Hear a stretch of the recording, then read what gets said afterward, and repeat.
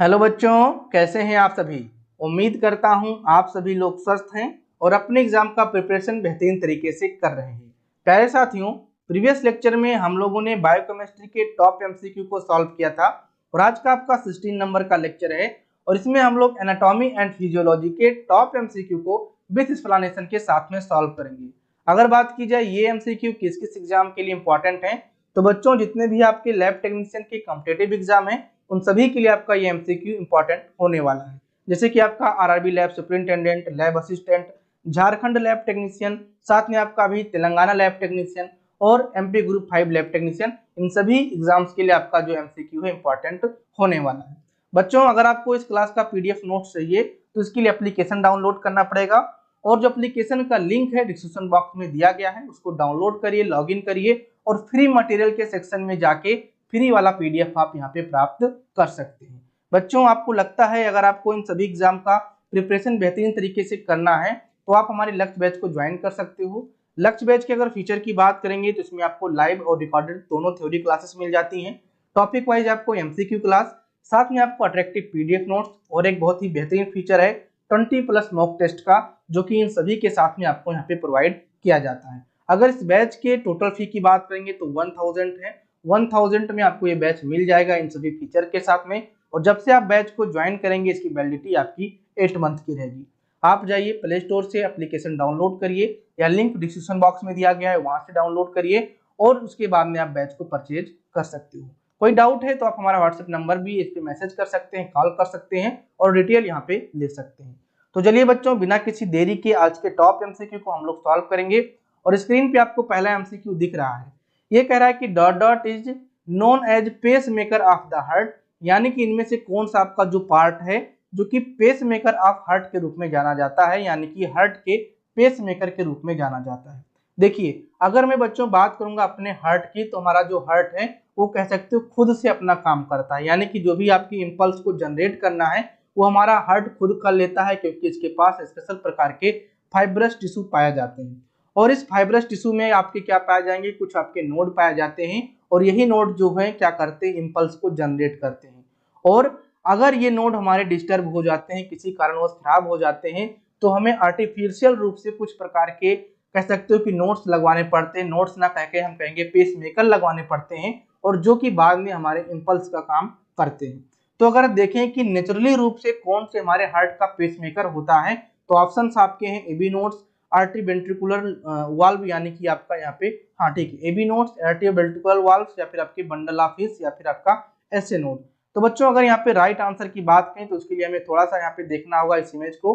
इस इमेज में आप वहां पे देख पा रहे होंगे कि आपका यहाँ पे राइट एट्रियम है और राइट एट्रियम में आपको यहाँ पे क्या साइनो आर्टेरियल नोड यहाँ पे दिख रहा है, यानी कि आपको यहाँ पे एसए नोड दिख रहा होगा।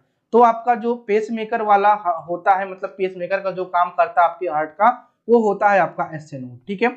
और दूसरा जो हमारा यहाँ पे नोड होता है वो आपका होता है एबी नोड, यानी कि आर्टरियो वेंट्रिकुलर नोड। ये आपका जो एबी नोड है ये भी यहाँ पे आप देख पा रहे होंगे, ये भी आपके आरटीएम में पाया जा रहा है और आप यहाँ पे देख पा रहे हैं किस प्रकार से ये शो हो रहा है।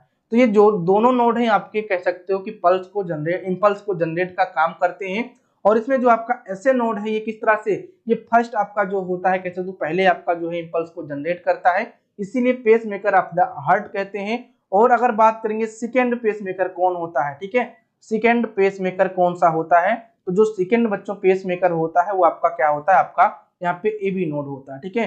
पेस मेकर जो है आपका क्या होता है, वो आपका कौन होता है, आपका एबी नोड होता है। सेकेंड वाला पेस मेकर आपका एबी नोड है और जो फर्स्ट वाला आपका है वो आपका कौन सा है, ठीक है, फर्स्ट वाला जो है आपका एसए नोड यहाँ पे हो जाता है, ठीक है। फर्स्ट पेस मेकर यहाँ पे मैंने मेंशन कर दिया ताकि आपको कंफ्यूजन ना हो, ठीक है। फर्स्ट पेस मेकर आप हार्ट ही आपका क्या होता है, एसए नोड। अगर यहाँ पे बात की जाएगी कि जो आपका हार्ट बीट है, ठीक है, अगर यहाँ पे बात की जाएगी तो आपका हार्ट बीट है उसका वर्जिन कहाँ से होता है बच्चों, ठीक है।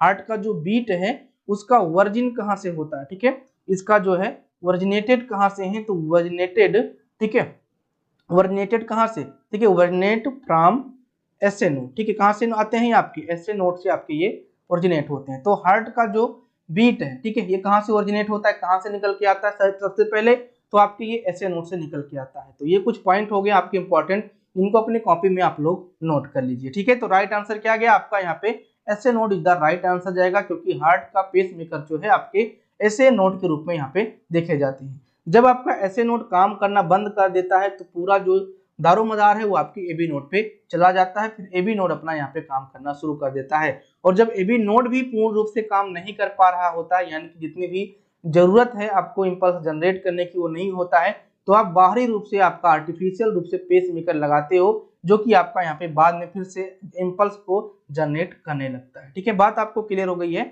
अब यहाँ पे हम लोग नेक्स्ट MCQ देखते हैं। ये आपका सेकंड नंबर का MCQ है। ये कह सकते हो कि आपके लीवर से संबंधित MCQ है या फिर कहिए सीधा बायोकेमिस्ट्री का MCQ है। तो यहाँ पे पूछा गया है कि SGOT is characteristically elevated in following except, यानी कि जो आपका SGOT है ये SGOT किन केसेस में आपका बढ़ा हुआ देखने को मिलता है। ठीक है, किन केस में आपका जो है वो आपका इंक्रीज देखने को मिलता है, एक को छोड़कर। एक्सेप्ट मतलब क्या होता है, एक को छोड़कर। देखिए बच्चों, जब भी आपको इस प्रकार का MCQ दिखेगा, ठीक है, जहाँ पे एक्सेप्ट लिखे होंगे, तो बहुत ही सावधानी पूर्वक आप लोग MCQ को सॉल्व करिएगा, क्योंकि बहुत बच्चे क्या कहेंगे कि यहाँ पे इतना ही पढ़ेंगे और इस वर्ड के बारे में नहीं समझेंगे और गलत करके चले जाएंगे। ठीक है, तो आपको रॉन्ग आंसर नहीं करना है, पूरे तरीके से पढ़ना है MCQ, उसके बाद में सही आंसर यहाँ पे देना है। तो कह रहा है कि इन सभी कंडीशन में आपका जो SGOT है वो इंक्रीज देखने को मिलता है केवल एक को छोड़कर। तो हमें इसमें क्या खोजना है, हमें केवल खोजना है कि कौन सा यहाँ पे कंडीशन है जिसमें SGOT हमारा बढ़ा हुआ नहीं दिखेगा। तो देखिए, पहला आपका ऑप्शन है मायोकार्डियल इन्फेक्शन। ठीक है, उसके बाद में आपका एक्यूट लीवर डिजीज, या फिर आपका मस्कुलर कह सकते हो कि डिस्ट्रॉफी, या फिर आपका कोई मस्कुलर प्रकार का अदर डिजीज, या फिर आपका एक्यूट पैनक्रियाटिस। तो बच्चों अगर यहाँ पे बात करेंगे SGOT की, तो SGOT एक प्रकार का क्या है, एक प्रकार का आपका एंजाइम। ठीक है, सभी को पता है एक प्रकार का क्या है आपका एंजाइम्स है। ठीक है, ये आपके एंजाइम है और ये कहाँ पे निकलते हैं, यानी कहाँ से सिक्रीट होते हैं। तो फर्स्ट यहाँ पे हम लिखते हैं लीवर में, फिर आपके ये मसल्स में। ठीक है, कहाँ से, आपके मसल्स में, या फिर कहिए कि आपके हार्ट में। इन सभी के द्वारा आपका जो है SGOT एंजाइम रिलीज होता है। तो बच्चों अगर ये SGOT एंजाइम बढ़ेगा, यानी कि इसका मात्रा जो है इंक्रीज होगा, तो इन सभी पार्ट में, इन सभी बॉडी ऑर्गन में हमारे डैमेज होंगे कि नहीं होंगे, बिल्कुल होंगे। तो ये कह रहा है कि मायोकार्डियल इन्फेक्शन होगा, बिल्कुल होगा भाई। एक्यूट लीवर डिजीज, बिल्कुल भाई, अगर ये लीवर में हमारा, ठीक है, जनरेट हो रहा है, बन रहा है, सिंथेसिस का हो रहा है, तो बिल्कुल लीवर डिजीज कॉज करेगा। मसल्स में भी हमारा ये डिजीज काज करेगा, लेकिन यहाँ पे जो ऑप्शन है आपका एक्यूट पैनक्रियाटिस, इसमें नहीं काज कर पाएगा। तो ऑप्शन नंबर क्या जाएगा आपका, option number D is the right answer जाएगा।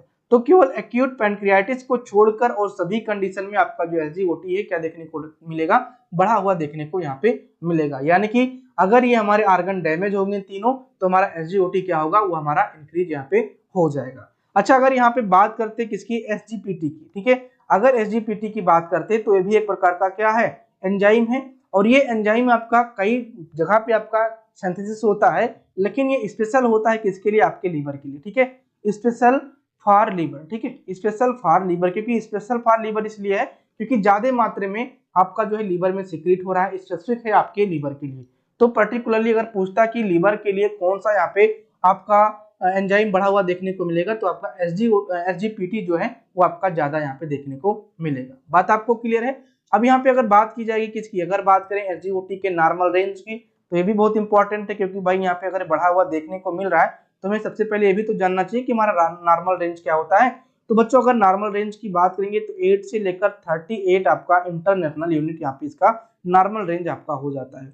और यहीं पे अगर बात करेंगे किसकी, अगर बात करें SGPT की, तो SGPT की नॉर्मल रेंज कितनी हो जाती है, SGPT की जो आपकी नॉर्मल रेंज है बच्चों वो कितनी होगी, भाई इसको लर्न कर लो, बहुत इंपॉर्टेंट पॉइंट है। 5 से लेकर 35 इंटरनेशनल यूनिट आपका यहाँ पे हो जाता है इसका क्या, नॉर्मल रेंज। अच्छा, इन दोनों को हम कैसे एस्टिमेट कर सकते हैं, ठीक है, इन दोनों को कैसे हम लोग एस्टिमेट कर सकते हैं, तो एस्टिमेट कहें या फिर कहें मेथड। ठीक है, एस्टिमेटेड बाई, ठीक है, एस्टिमेटेड बाई किसके द्वारा, Reitman and Frankel method, Reitman and Frankel method. ठीक है, रिटमैन एंड फ्रेंकल मेथड।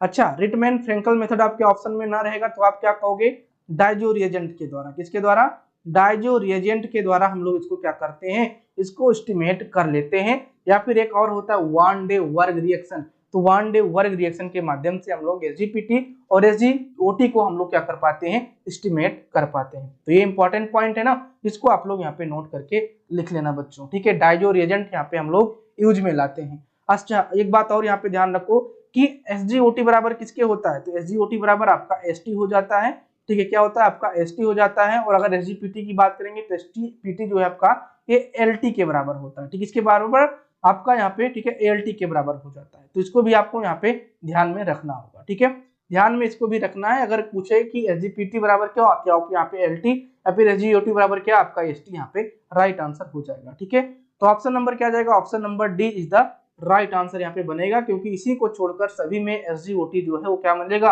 आपका इंक्रीज देखने को बच्चों मिल जाता है। बात आपको क्लियर, कोई डाउट नहीं है। ठीक है, चलो नेक्स्ट एमसीक्यू को देख लेते हैं थोड़ा सा। नेक्स्ट एमसीक्यू आपका क्या है कि germ cell are derivatives of, यानी कि जर्म सेल के यौगिक कौन से हैं, एपिब्लास्ट या फिर आपका एंडोडर्मल साइनस या फिर आपका मेसोडर्मल, ठीक है, या फिर आपका एक्टोडर्मल। देखिए अगर हम बात करेंगे किसकी, जर्म सेल की, ठीक है, तो जर्म सेल क्या होते हैं, सबसे पहले हमें जानना है। तो कह सकते हो कि रिप्रोडक्टिव सेल होते हैं। क्या यहाँ पे आप कहोगे कि आपके ये रिप्रोडक्टिव सेल होते हैं बच्चों, क्या होते हैं आपके रिप्रोडक्टिव सेल होते हैं आपके जर्म सेल। अब ये रिप्रोडक्टिव सेल दो तरीके से हो सकते हैं। अगर मेल की बात करेंगे, ठीक है, तो ये आपकी स्पर्म सेल में पाए जाएंगे। ठीक है, स्पर्म सेल में पाए जाएंगे। अगर यहाँ पे बात करेंगे किसकी, फीमेल की, तो जर्म सेल कहाँ पे होंगे, आपके एग में होंगे। ठीक है, आपके एग में होंगे, ये बात आपको क्लियर है। उसके बाद में अगर हम बात करेंगे कि जर्म सेल के डेरिवेटिव्स कौन से हुए, तो इसके लिए आपको यहाँ पे चलना पड़ेगा थोड़ा सा, ठीक है, इस इमेज को देखने के लिए। तो यहाँ पे आप लोग देख पा रहे हैं कि ये हमारा लेयर दिखाया गया है। ठीक है, देखिए ये हमारा क्या है, ये हमारा डेरिवेटिव नहीं है, ये हमारे लेयर है।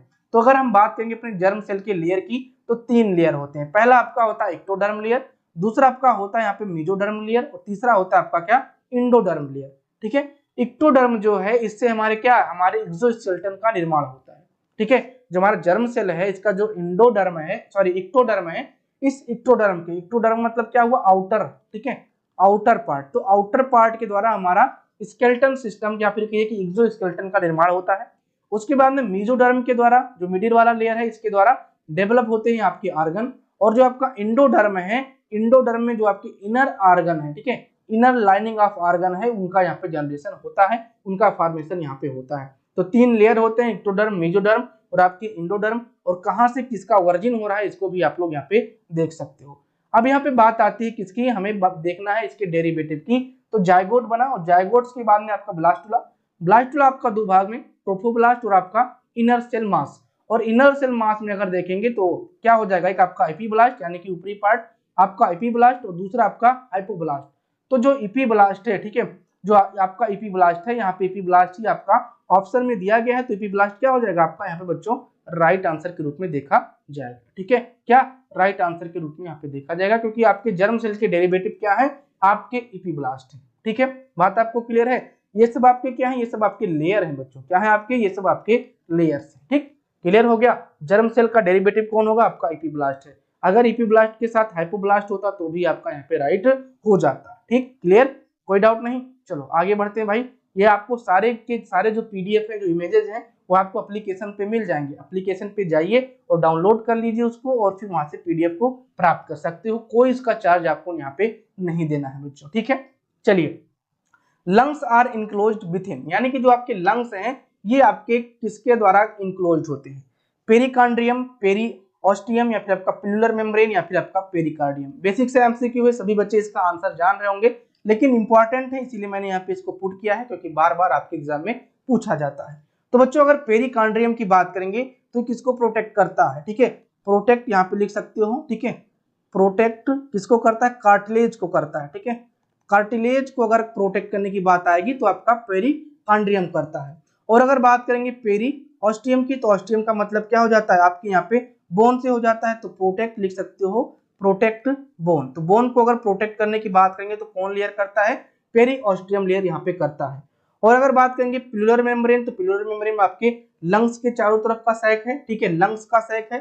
ठीक है, लंग्स का सैक है, तो आपका यहाँ पे किसको प्रोटेक्ट करेगा, तो प्रोटेक्ट करेगा आपके किसको, प्रोटेक्ट करेगा आपके लंग्स को। ठीक है, लंग्स को प्रोटेक्ट करेगा।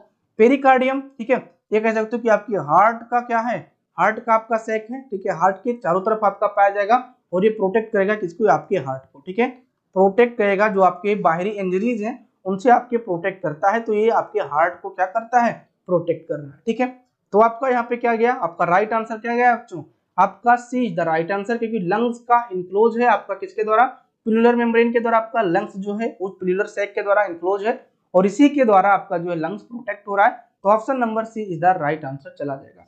देखिए बच्चों, कई सारे बच्चे ये कहते हैं कि सर थोड़ा सा राइटिंग साफ लिखा करिए, ठीक है। तो मैं आपको बता दूं कि मैं बिल्कुल कोशिश करता हूं कि साफ लिखूं, क्योंकि टाइम थोड़ा सा बच जाए इसीलिए हम थोड़ा फास्ट लिख देते हैं, तो थोड़ी सी राइटिंग गंदी हो जाती है। लेकिन मैं बार बार चीजों को, ठीक है, बताता हूँ, बोलता हूँ, तो अपनी कॉपी में जरूर नोट कर लिया करिए। मैंने तरीका भी बता दिया है कि कैसे एमसीक्यू को पढ़ना है और कैसे उनका एक्सप्लेनेशन अपनी कॉपी में नोट करना है, ताकि फर्दर आप इसका कह सकते हो कि बाद में जब आप इसको पढ़ो तो उसको समझ में आए आपको और आपका रिवीजन हो पाए, ठीक है। तो उसके लिए तरीका ये है कि आप लेक्चर जितने भी हो रहे हैं, लेक्चर नंबर 15, 16, उनका एक नंबर लिखिए और जितना भी एक्सप्लेनेशन होता है उनको नोट करते चले जाइए। और बाद में जब आप उनको खोलोगे, कॉपी को, पेज को पलटोगे, तो आपको समझ में आता रहेगा कि हाँ भाई हमने इसको पढ़ा था और इसका यहाँ पे ये आंसर है, ये इससे रिलेट यहाँ पे कर रहा है, ठीक है। बात आपको क्लियर है ना। तो बहुत इंपॉर्टेंट पॉइंट है कि आप कॉपी में अपने नोट जरूर किया करिए। 5 नंबर का एमसीक्यू क्या कह रहा है बच्चों, ये कह रहा है कि which of the following organs contain the bundle of his.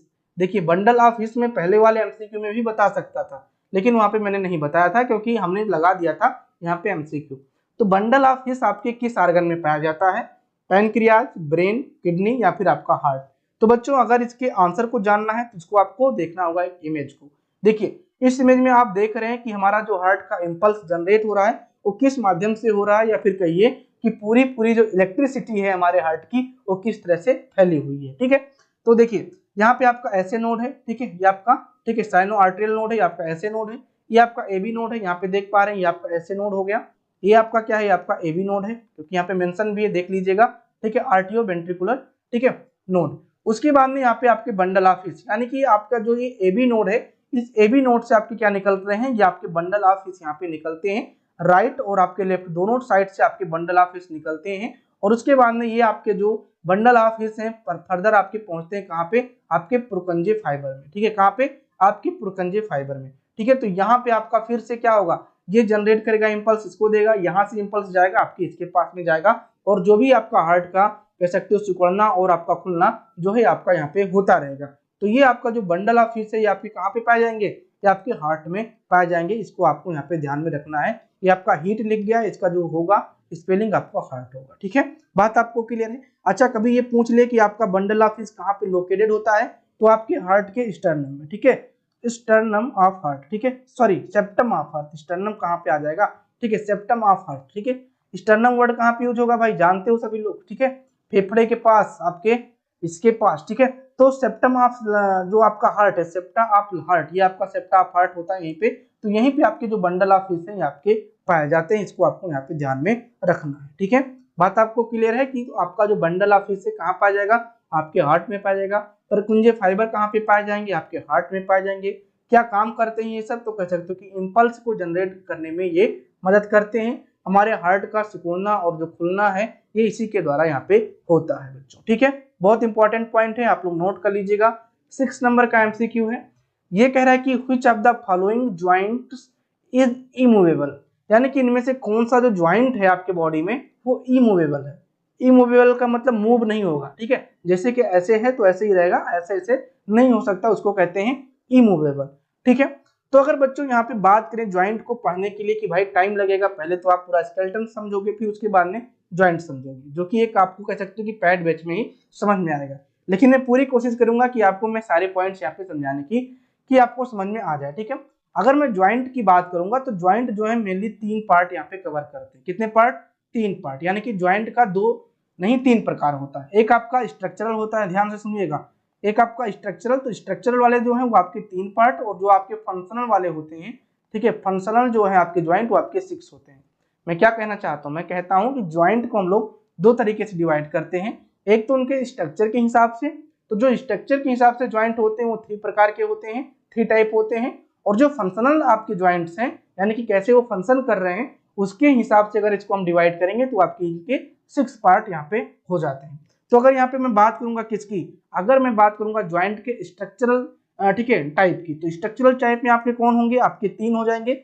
एक आपका फाइब्रस, ठीक है, क्या होगा, एक आपका फाइब्रस ज्वाइंट होगा, एक आपका फाइब्रस ज्वाइंट होगा, दूसरा आपका, ठीक है, क्या होगा, आपका कार्टिलेजिनस, ठीक है, कार्टिलेजिनस, ठीक है, ज्वाइंट होगा। और एक आपका क्या होगा, एक आपका यहाँ पे होगा साइनोवियल, ठीक है, साइनोवियल, ठीक है, साइनोवियल आपका ज्वाइंट होगा। अच्छा, एक चीज यहाँ पे ध्यान रखना, जो आपका ये स्ट्रक्चरल टाइप है, इसमें जो आपका फाइब्रस ज्वाइंट है ये क्या होता है, ये बिल्कुल आपका इमूवेबल होता है, यानी कि मूव नहीं करता है, ठीक है।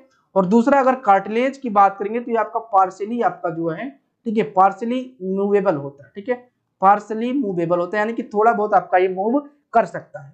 और अगर यहाँ पे बात करेंगे किसकी, अगर बात करेंगे साइनोवियल ज्वाइंट की, तो क्या होते हैं आपके मूवेबल होते हैं, क्या होते हैं आपके मूवेबल होते हैं बच्चों, ठीक है, मूवेबल होते हैं, यानी कि मूव ये कर सकते हैं। तो अगर बात करेंगे इस एमसीक्यू के राइट आंसर की कि कौन सा जो ज्वाइंट है आपका इमूवेबल है, तो फाइब्रस ज्वाइंट है, साइनोवियल है, कार्टिलोजिनस ज्वाइंट और आपका बाल एंड सॉकेट ज्वाइंट है।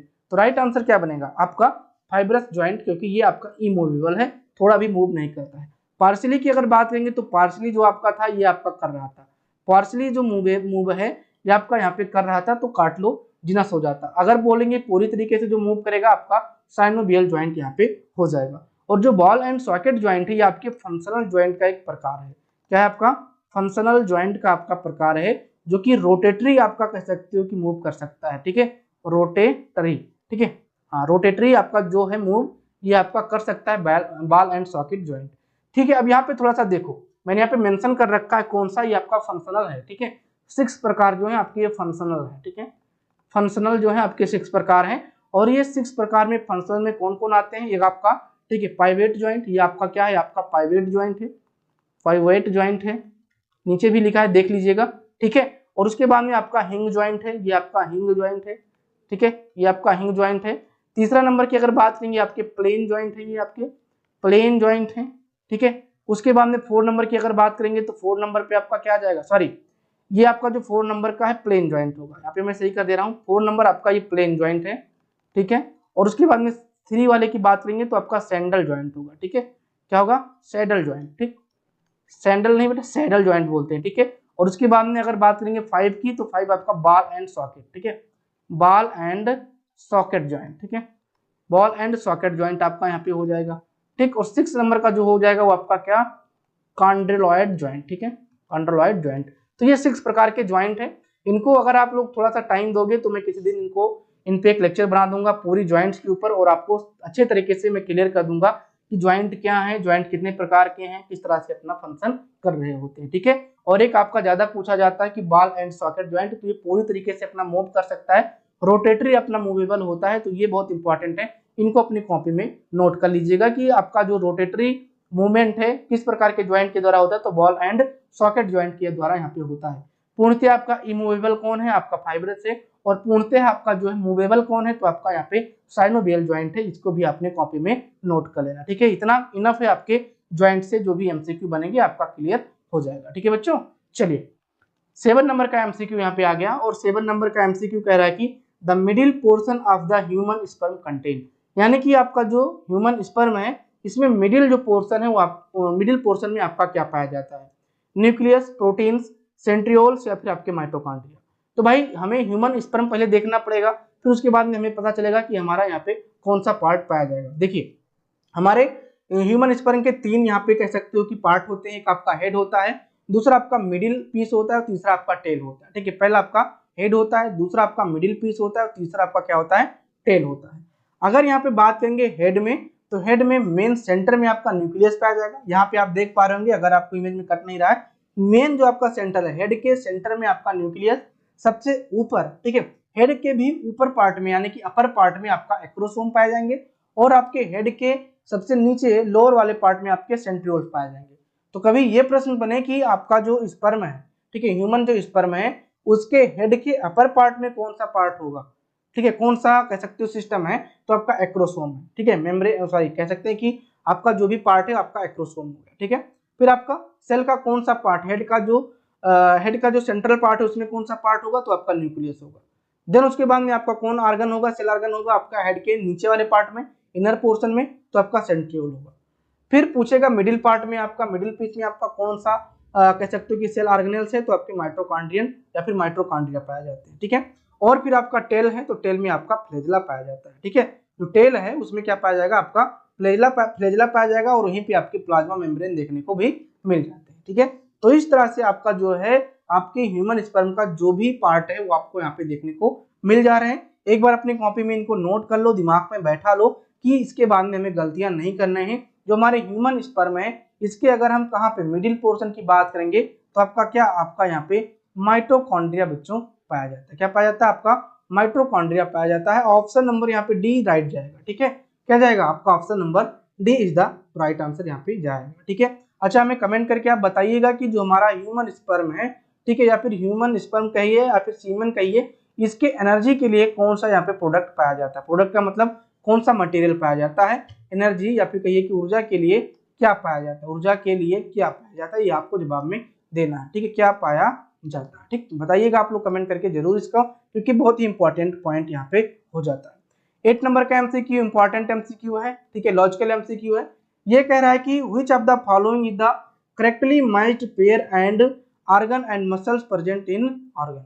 कह रहा है कि कौन सा यहाँ पे करेक्टली मैच कर रहा है pair and organ and muscles present in the organ, यानी कि एक ऑर्गन दिया गया और उस ऑर्गन के जो मसल्स हैं उनके बारे में थोड़ी सी बातें यहाँ पे लिख दी गई और बताना है कि कौन से ऑर्गन में कौन से प्रकार के मसल्स आपके पाए जाते हैं और उसमें से करेक्ट कौन सा ये आपको बताना है।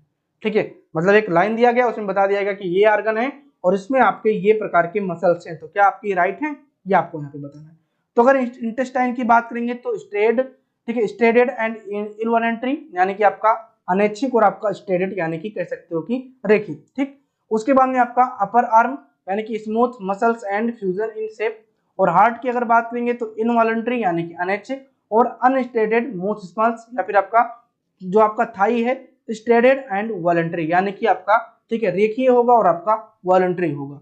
तो बताइए इसका राइट आंसर क्या जाएगा। तो बच्चों इसके लिए थोड़ा सा हमें क्या देखना होगा, हमें मेन फीचर देखना है किसका, हमें अलग अलग जो प्रकार के हमारे मसल्स पाए जाते हैं उनका मेन फीचर देखेंगे, लोकेशन आप समझ जाओगे, बस आपको यहाँ पे क्लियर हो जाएगा। देखिए यहाँ पे अगर आपको इमेज में थोड़ा सा कट रहा होगा तो इमेज कट रहा होगा, कोई इशू नहीं है। स्केलेटल मसल की बात करेंगे, स्केलेटल मसल की बात करेंगे तो इसका जो मेन फीचर है ये आपकी जो फाइबर्स होंगे स्टेडेड होंगे, ट्यूबुलर होंगे, ठीक है, और मल्टी न्यूक्लिएटेड होंगे आपके स्केलेटल मसल। ठीक है, स्केलेटल मसल जो आपके हैं कैसे होंगे, न्यूक्लिएटेड होंगे।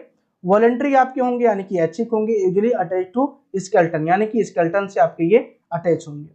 स्मूथ मसल की आप बात करोगे तो स्मूथ मसल में आपके जो भी आपके कह सकते हो कि गैस्ट्रो इंटेस्टाइनल ट्रैक हमारे आ रहे हैं वो आपके स्मूथ मसल्स में आ रहे हैं। विसरल ऑर्गन जिसको कहते हो, तो जो विसरल ऑर्गन है आपके स्मूथ मसल्स में आ रहे हैं। तो इसमें अगर हम बात करेंगे फाइबर्स की तो नॉन स्टेडेड होते हैं, स्पेंडल शेप के होते हैं, यूनिन्यूक्लिएटेड होते हैं। ठीक है, मल्टी नहीं, यूनिन्यूक्लिएटेड यानी कि एक न्यूक्लियस आपका पाया जाएगा, जो कि आप यहाँ पे देख पा रहे हैं। ठीक है, कलर में थोड़ा सा चेंज करूंगा तो आपको और बेहतरीन से विजिबल होगा। देखिए एक न्यूक्लियस यहाँ पे देखने को मिल रहा है। ठीक है, और अगर इनवॉलंटरी की बात करेंगे तो आप कहाँ, और वॉलंटरी और इनवॉलंटरी की बात करेंगे तो स्मूथ मसल्स में आपके इनवॉलंटरी प्रकार के आपका यहाँ पे देखने को मिलता है, usually covering wall of internal organ यानी कि जो इंटरनल ऑर्गन है उनके वॉल को ये कवर करता है। कार्डियक मसल की अगर बात करोगे तो कार्डियक मसल्स की अगर बात करें, fibres striated and branched and uninucleated involuntary, ठीक है, only covering wall of heart यानी कि जो कार्डियक मसल्स हैं केवल आपके हार्ट को ही कवर करते हैं, या आपके स्टेडेड होते हैं, ब्रांचेज होते हैं, यूनिन्यूक्लिएटेड होते हैं, यहाँ पे आप देख पा रहे हैं केवल एक न्यूक्लियस पाया रहा है, इनवॉलंटरी होते हैं यानी कि अनैच्छिक होते हैं, इन पे आपकी इच्छा नहीं चल पाती है। अब देखिए अगर हम राइट आंसर की बात करेंगे तो यहाँ पे आप देख रहे हैं कि जो आपका थाई है, थाई में बताया गया कि स्टेडेड प्रकार का आपका होगा और वॉलंटरी होगा यानी कि ऐच्छिक होगा और आपका स्टेडेड होंगे। तो राइट आंसर क्या जाएगा, option number D is the right answer जाएगा। अगर आप जो इमेज हमने लगा रखा है उससे अगर आप मैच करोगे तो आपको राइट आंसर तुरंत पता चल जाएगा कि option number D is the right answer है। और ये जो हमने इमेज दिया है ना बहुत इंपॉर्टेंट इमेज है, अपनी कॉपी में नोट करो या ना करो, इस पीडीएफ को आप ले लो और पीडीएफ में जो भी पॉइंट मेंशन है वाला ना बहुत इंपॉर्टेंट है, क्योंकि हमेशा आपके काम में आने वाला है। आज आपके थाई मसल्स के बारे में पूछ लिया गया, कल आपके स्मूथ मसल्स, या फिर कह देता कि आपके गॉल ब्लैडर की बात कर लेता, या फिर आपके स्टमक की बात कर लेता। तो इसके लिए आपको इसको लर्न करना होगा। ठीक है, तो इसको लर्न कर लो या फिर थ्योरी लेक्चर ज्वाइन करके बेहतरीन तरीके से मसल्स के बारे में पढ़ो, फिर वहां पे आपको समझ में आ जाएगा। ठीक है, मस्कुलर टिश्यू को पढ़ोगे तो वहां पे सारे पॉइंट यहाँ पे कवर कराए गए। ठीक है बच्चों, ये कह रहा है कि 9 नंबर का, ठीक है, वो आपका कंप्लीट हो गया। 9 नंबर के एमसीक्यू पे आइए। The balancing organ of the year is, यानी कि आपके ईयर का यानी कि आपके कान का बैलेंसिंग ऑर्गन आपका कौन सा है। ठीक है, ऑर्गन ऑफ कॉटरी, वेस्टिकुलर अपैरेटस, या फिर आपका ट्रेकोराइल मेम्ब्रेन, या फिर आपका कोली। ठीक है, तो बताइए कि ऑर्गन ऑफ कॉटरी है, वेस्टिकुलर अपैरेटस है, या फिर कोली है आपके ईयर का बैलेंसिंग ऑर्गन। तो भाई अगर हम ईयर के बैलेंसिंग आर्गन की बात करेंगे तो आपका वेस्टिकुलर एपार्टस होता है, जो कि कई कह सकते हो कि आर्गन का एक रूप होता है वेस्टिकुलर एपार्टस, और इसी के द्वारा आपके आर्गन मतलब ईयर की जो बैलेंसिंग है वो आपकी यहाँ पे की जाती है। ईयर की बैलेंसिंग नहीं करेंगे कि आपका, हाँ ठीक है, आपकी बॉडी का भी बैलेंसिंग होगा और आपके ईयर का भी बैलेंसिंग यहाँ पे होगा, क्योंकि जब अगर आपका ईयर ही या फिर आपका कह सकते हो कि ईयर बैलेंस नहीं है तो आपको चक्कर आएगा, आपको जो है ठीक है मिचली यहाँ पे आएगी, ये आपके यहाँ पे लक्षण देखने को मिलते हैं। तो ईयर का जो बैलेंसिंग आर्गन है वो आपके वेस्टिकुलर एपार्टस यहाँ पे होते हैं। Option number B is the right answer जाएगा। कितने आपके वेस्टिकुलर एपार्टस पाए जाते हैं? तो आपके दो प्रकार नहीं, दो टाइप के आपके, ठीक है, टाइप और प्रकार दोनों हो जा रहा है, ठीक है, दो आपके यहाँ पे वेस्टिकुलर एपार्टस पाए जाते हैं, ठीक है, दो मतलब कि एक ईयर में पहला वेस्टिकुलर एपार्टस, दूसरे ईयर में भी हमारा वेस्टिकुलर एपार्टस आपका पाया जाएगा। बात आपको क्लियर है? तो ऑप्शन नंबर क्या जाएगा? B is the right answer यहाँ पे बच्चों हो जाएगा। चलिए नेक्स्ट एमसीक्यू को देखते हैं। नेक्स्ट एमसीक्यू बहुत ही इंपॉर्टेंट है, ये कह रहा है कि which of the following part of the brain control body temperature and hunger, यानी कि ब्रेन का कौन सा आपका पार्ट है जो कि आपके टेम्परेचर और हंगर यानी कि आपके तापमान और आपकी भूख दोनों को नियंत्रित करता है, ये आपको बताना है। तो देखिए ब्रेन हमारा बहुत ही मल्टीफंक्शनल ऑर्गन है, ठीक है, मल्टीफंक्शनल है, तो इसीलिए बहुत सारे काम हमारे ब्रेन करते हैं, उसमें भी टेम्परेचर और हंगर को भी मेंटेन करना है। तो थैलेमस, पोन्स या फिर आपका सेरेबेलम या फिर आपका हाइपोथैलेमस, ठीक है, ये आपको बताना है। तो बच्चों अगर राइट आंसर की बात करेंगे तो टेम्परेचर और हंगर को जो कंट्रोल करते हैं वो आपके हाइपोथैलेमस होते हैं। ऑप्शन नंबर यहाँ पे D is the right answer जाएगा। अगर सेरेबेलम की बात करेंगे तो सेरेबेलम का मतलब क्या हो जाता है? Little brain. बच्चों क्या हो जाता है आपका? लिटिल ब्रेन हो जाता है, ठीक है, छोटा आपका दिमाग है आपका सेरेबेलम। ध्यान रखिएगा, तो कभी पूछा जाए कि हमारे ब्रेन में लिटिल ब्रेन कौन है या फिर लिटिल ब्रेन के रूप में कौन जाना जाता है, तो सेरेबेलम आपका यहाँ पे जाना जाता है, ठीक है। पोन्स की अगर बात करेंगे तो पोन्स को जानने के लिए आप ये कह सकते हो कि आपका क्या होता है, पोन्स आपके ब्रेन स्टेम में लगे होते हैं, जैसे कि आपका मान लीजिए कि थैलेमस है और ये आपका है, तो आपका जो पोन्स है काम क्या करता है? आपके मेडुला और आपकी स्पाइनल कार्ड को पकड़ने का काम करता है, ठीक है, क्या करता है? आपके पकड़ने का काम करता है, ब्रेन स्टेम का पार्ट है, ठीक है। पोन्स आपके क्या है? पोन्स जो है आपके ब्रेन स्टेम का पार्ट है, ठीक है, ब्रेन स्टेम के क्या है? आपके पार्ट हैं, और क्या काम कर रहे हैं? तो ये आपके काम करते हैं ब्रेन, ठीक है, स्पाइनल कार्ड या फिर कहिए कि मेडुला ऑब्लंगेटा और आपका जो है स्पाइनल कार्ड, ठीक है, इनको क्या करते हैं? स्पाइनल कार्ड इनको पकड़ने का काम करते हैं, इनको एक कनेक्ट करने का काम यहाँ पे ये करते हैं। बात आपको क्लियर है? तो 10 नंबर का जो राइट आंसर जाएगा, क्योंकि टेम्परेचर और हंगर जो कंट्रोल करते हैं कौन करते हैं? हाइपोथैलेमस करते हैं, पार्ट आपका ब्रेन जो है हाइपोथैलेमस वो आपका यहाँ पे करता है, ठीक है। तो बच्चों टोटल हमारे पास 10 MCQ थे और इनको हमने बहुत ही बेहतरीन तरीके के एक्सप्लेनेशन के साथ में सॉल्व किया है। अगर आपको ये लेक्चर अच्छा लग रहा है तो आप इसको लाइक करिएगा, कमेंट करिएगा और अपने दोस्तों में जरूर इसको शेयर करिएगा, ताकि उनको भी ये नॉलेज मिल सके और हमें भी थोड़ा सा ये लगे कि हाँ बच्चे शेयर कर रहे हैं, बच्चे हमारे साथ जुड़ रहे हैं, तो हमें भी बेस्ट तरीके से जो एक्सप्लेनेशन है करना चाहिए और अच्छे अच्छे जो हमारे लेक्चर है उनको लाने चाहिए। तो ठीक है बच्चों, मिलते हैं नेक्स्ट लेक्चर में, तब तक के लिए अपना ख्याल रखिए, स्वस्थ रहिए, मस्त रहिए, थैंक यू।